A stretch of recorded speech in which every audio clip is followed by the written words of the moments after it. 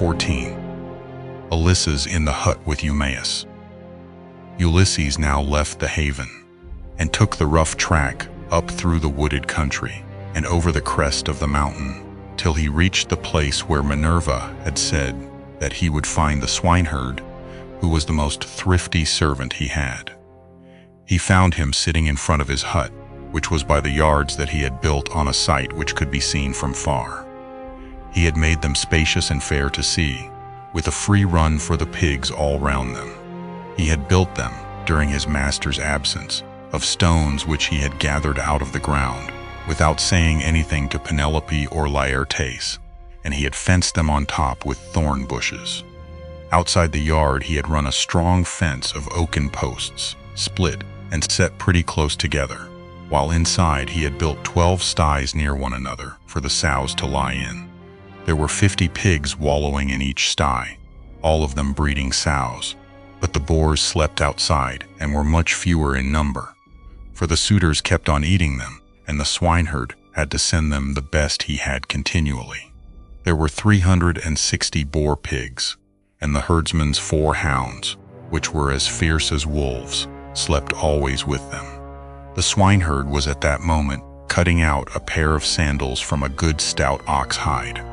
3 of his men were out herding the pigs in one place or another, and he had sent the 4th to town with a boar that he had been forced to send the suitors that they might sacrifice it and have their fill of meat. When the hounds saw Ulysses, they set up a furious barking and flew at him, but Ulysses was cunning enough to sit down and loose his hold of the stick that he had in his hand. Still, he would have been torn by them in his own homestead, had not the swineherd dropped his ox hide, rushed full speed through the gate of the yard, and driven the dogs off by shouting and throwing stones at them. Then he said to Ulysses, "Old man, the dogs were likely to have made short work of you, and then you would have got me into trouble. The gods have given me quite enough worries without that, for I have lost the best of masters, and am in continual grief on his account.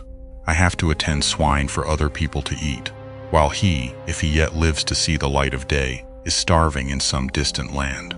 But come inside, and when you have had your fill of bread and wine, tell me where you come from, and all about your misfortunes." On this the swineherd led the way into the hut and bade him sit down. He strewed a good thick bed of rushes upon the floor, and on the top of this he threw the shaggy chamois skin, a great thick one, on which he used to sleep by night.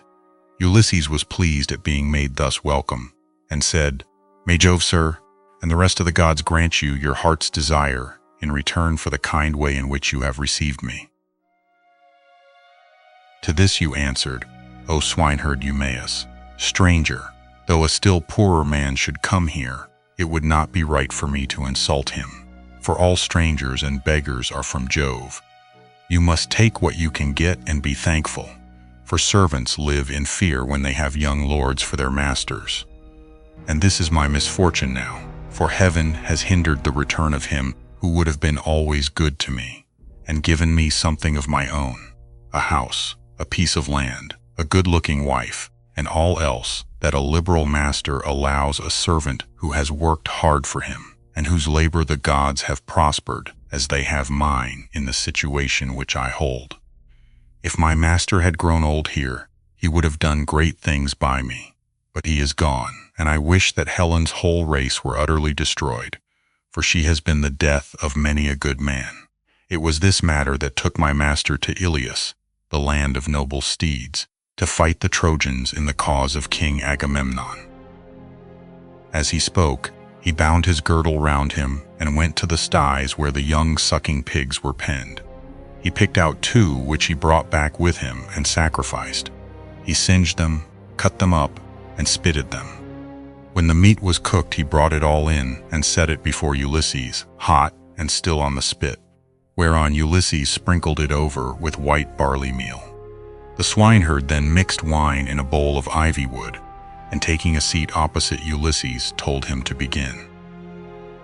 "Fall to, stranger," said he, "on a dish of servant's pork, The fat pigs have to go to the suitors, who eat them up without shame or scruple. But the blessed gods love not such shameful doings, and respect those who do what is lawful and right. Even the fierce freebooters who go raiding on other people's land, and Jove gives them their spoil, even they, when they have filled their ships and got home again, live conscience-stricken, and look fearfully for judgment. But some god seems to have told these people that Ulysses is dead and gone. They will not, therefore, go back to their own homes and make their offers of marriage in the usual way, but waste his estate by force without fear or stint. Not a day or night comes out of heaven, but they sacrifice not one victim nor two only, and they take the run of his wine, for he was exceedingly rich. No other great man either in Ithaca or on the mainland is as rich as he was. He had as much as 20 men put together. I will tell you what he had. There are 12 herds of cattle upon the mainland, and as many flocks of sheep. There are also 12 droves of pigs, while his own men and hired strangers feed him 12 widely spreading herds of goats. Here in Ithaca he runs even large flocks of goats on the far end of the island, and they are in the charge of excellent goat herds. Each one of these sends the suitors the best goat in the flock every day. As for myself, I am in charge of the pigs that you see here, and I have to keep picking out the best I have and sending it to them." This was his story, but Ulysses went on eating and drinking ravenously without a word, brooding his revenge. When he had eaten enough and was satisfied, the swineherd took the bowl from which he usually drank, filled it with wine, and gave it to Ulysses, who was pleased, and said, as he took it in his hands, "My friend, who was this master of yours that bought you and paid for you, so rich and so powerful as you tell me? You say he perished in the cause of King Agamemnon. Tell me who he was, in case I may have met with such a person. Jove and the other gods know, but I may be able to give you news of him, for I have traveled much." Eumaeus answered, "Old man, no traveler who comes here with news will get Ulysses' wife and son to believe his story. Nevertheless, tramps in want of a lodging keep coming with their mouths full of lies, and not a word of truth. Everyone who finds his way to Ithaca goes to my mistress and tells her falsehoods, whereon she takes them in, makes much of them, and asks them all manner of questions, crying all the time as women will, when they have lost their husbands. And you too, old man, for a shirt and a cloak would doubtless make up a very pretty story. But the wolves and birds of prey have long since torn Ulysses to pieces, or the fishes of the sea have eaten him, and his bones are lying buried deep in sand upon some foreign shore. He is dead and gone, and a bad business it is for all his friends, for me especially. Go where I may, I shall never find so good a master, not even if I were to go home to my mother and father where I was bred and born. I do not so much care, however, about my parents now, though I should dearly like to see them again in my own country. It is the loss of Ulysses that grieves me most. I cannot speak of him without reverence, though he is here no longer, for he was very fond of me, and took such care of me that wherever he may be, I shall always honor his memory." "My friend," replied Ulysses, "you are very positive and very hard of belief about your master's coming home again.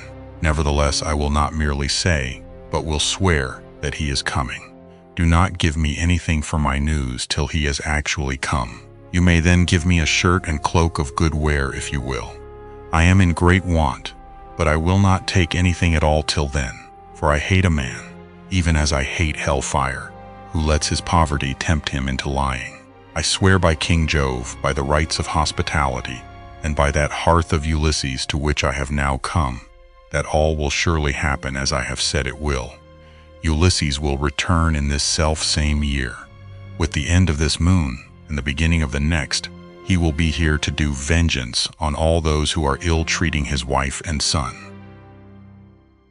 To this you answered, "O swineherd Eumaeus, old man, you will neither get paid for bringing good news, nor will Ulysses ever come home. Drink your wine in peace, and let us talk about something else. Do not keep on reminding me of all this. It always pains me when anyone speaks about my honored master. As for your oath, we will let it alone, but I only wish he may come, as do Penelope, his old father Laertes, and his son Telemachus. I am terribly unhappy too about this same boy of his. He was running up fast into manhood, and bade fair to be no worse man, face and figure, than his father, but someone, either God or man, has been unsettling his mind. So he has gone off to Pylos to try and get news of his father, and the suitors are lying in wait for him as he is coming home, in the hope of leaving the house of Odysseus without a name in Ithaca. But let us say no more about him, and leave him to be taken, or else to escape if the son of Saturn holds his hand over him to protect him. And now, old man, tell me your own story. Tell me also, for I want to know who you are and where you come from. Tell me of your town and parents, what manner of ship you came in, how crew brought you to Ithaca, and from what country they profess to come, for you cannot have come by land. And Ulysses answered, I will tell you all about it. If there were meat and wine enough, and we could stay here in the hut with nothing to do but to eat and drink, while the others go to their work, I could easily talk on for a whole 12 months, without ever finishing the story of the sorrows with which it has pleased heaven to visit me. I am by birth a Cretan.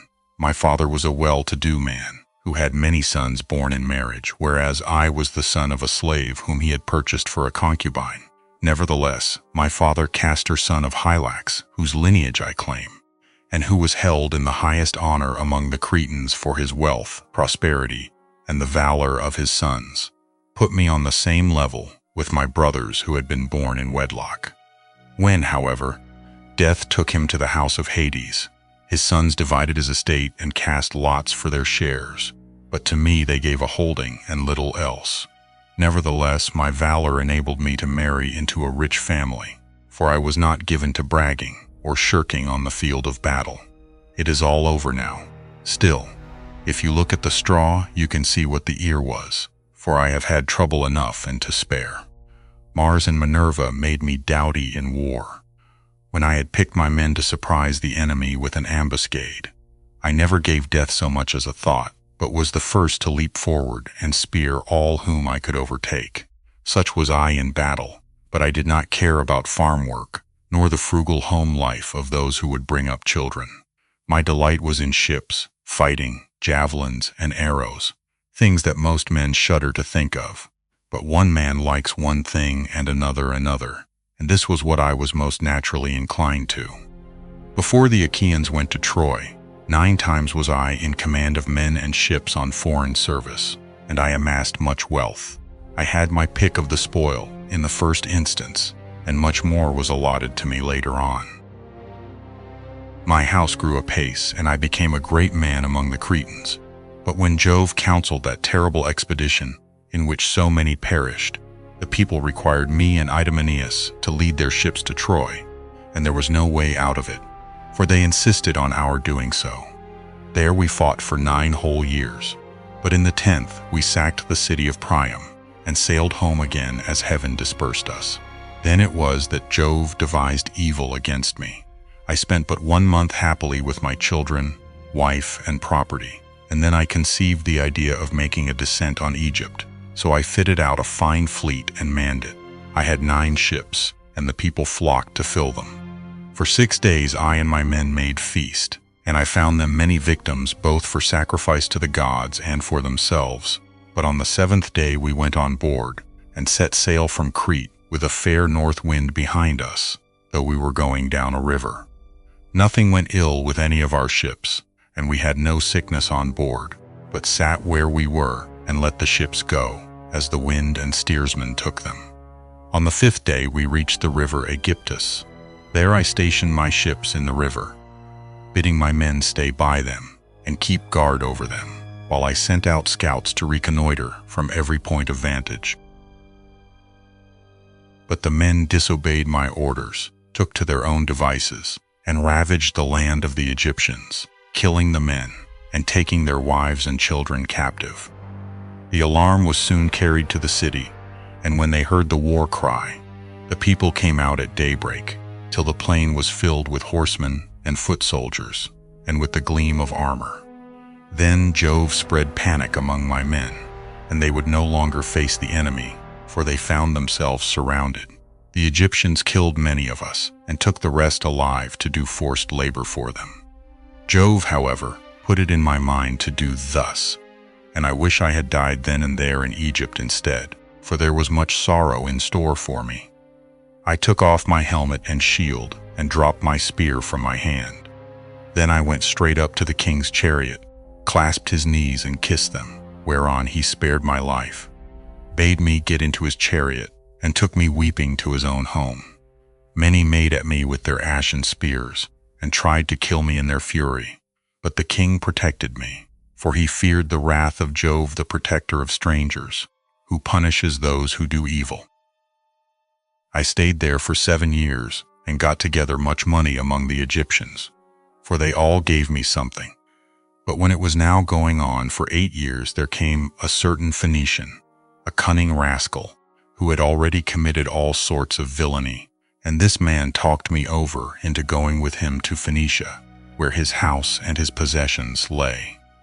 I stayed there for a whole 12 months, but at the end of that time, when months and days had gone by, till the same season had come round again, he set me on board a ship bound for Libya, on a pretense that I was to take a cargo along with him to that place, but really that he might sell me as a slave and take the money I fetched. I suspected his intention, but went on board with him, for I could not help it.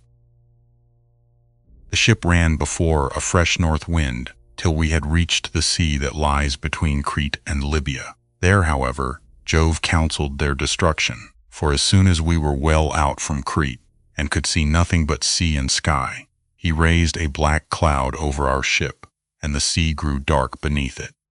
Then Jove let fly with his thunderbolts, and the ship went round, and was filled with fire and brimstone as the lightning struck it. The men fell all into the sea. They were carried about in the water round the ship, looking like so many seagulls. But the god presently deprived them of all chance of getting home again. I was all dismayed. Jove, however, sent the ship's mast within my reach, which saved my life, for I clung to it, and drifted before the fury of the gale. 9 days did I drift, but in the darkness of the 10th night, a great wave bore me on to the Thesprotian coast. Their Phaeton, king of the Thesprotians, entertained me hospitably without charging me anything at all. For his son found me when I was nearly dead with cold and fatigue, whereon he raised me by the hand, took me to his father's house, and gave me clothes to wear. There it was that I heard news of Ulysses, for the king told me he had entertained him, and shown him much hospitality while he was on his homeward journey. He showed me also the treasure of gold and wrought iron that Ulysses had got together. There was enough to keep his family for 10 generations, so much had he left in the house of King Phaeton. But the king said Ulysses had gone to Dodona, that he might learn Jove's mind from the god's high oak tree, and know whether after so long an absence he should return to Ithaca openly, or in secret. Moreover, the king swore in my presence, making drink offerings in his own house as he did so, that the ship was by the waterside, and the crew found that should take him to his own country. He sent me off, however, before Ulysses returned, for there happened to be a Thesprotian ship sailing for the wheat-growing island of Dulichium, and he told those in charge of her to be sure and take me safely to King Acastus. These men hatched a plot against me that would have reduced me to the very extreme of misery, for when the ship had got some way out from land, they resolved on selling me as a slave. They stripped me of the shirt and cloak that I was wearing, and gave me instead the tattered old clouts in which you now see me.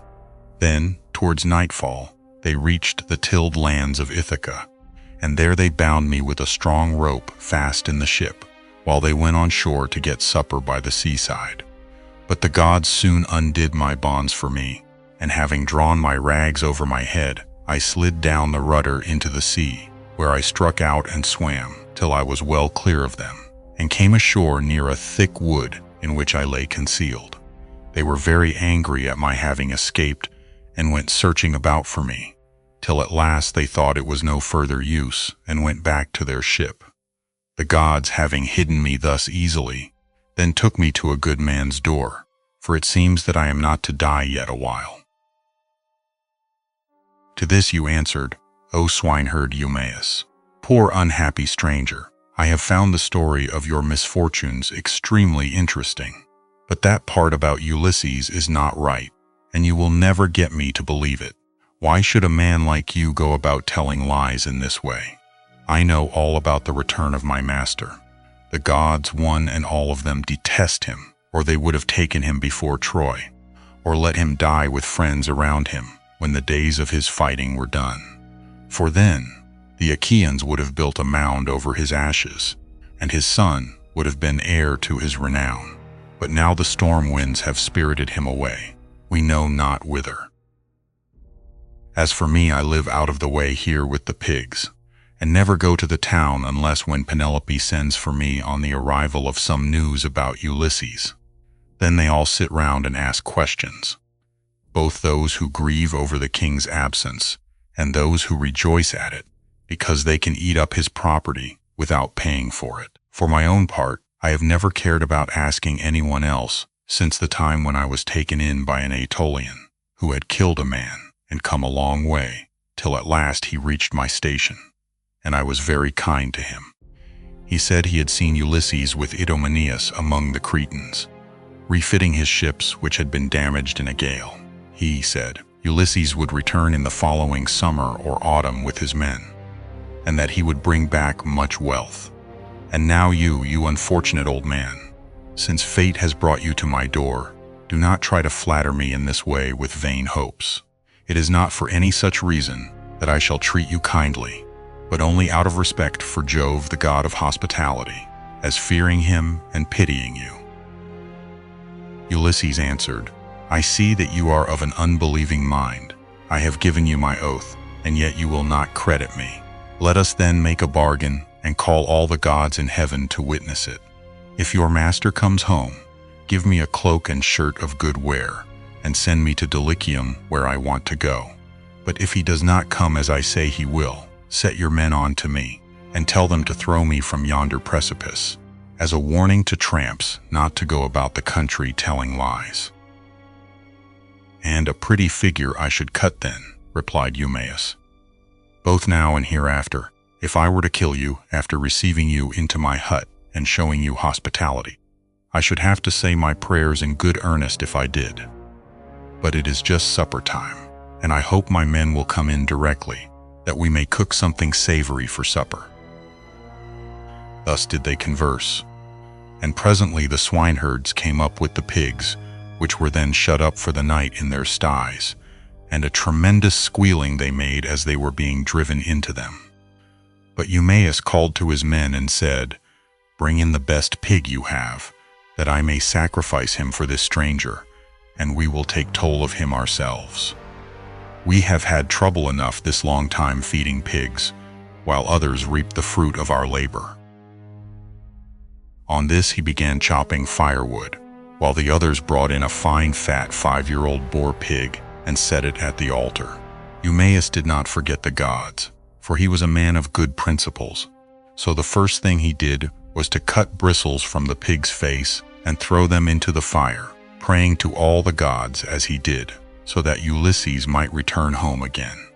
Then he clubbed the pig with a billet of oak, which he had kept back when he was chopping the firewood, and stunned it while the others slaughtered and singed it. Then they cut it up, and Eumaeus began by putting raw pieces from each joint on to some of the fat. These he sprinkled with barley meal and laid upon the embers. They cut the rest of the meat up small, put the pieces upon the spits, and roasted them till they were done. When they had taken them off the spits, they threw them onto the dresser in a heap. The swineherd, who was a most equitable man, then stood up to give everyone his share. He made 7 portions. One of these he set apart for Mercury, the son of Maia, and the nymphs, praying to them as he did so. The others he dealt out to the men man by man. He gave Ulysses some slices cut lengthways down the loin as a mark of especial honor, and Ulysses was much pleased. I hope, Eumaeus, said he, that Jove will be as well disposed towards you as I am, for the respect you are showing to an outcast like myself."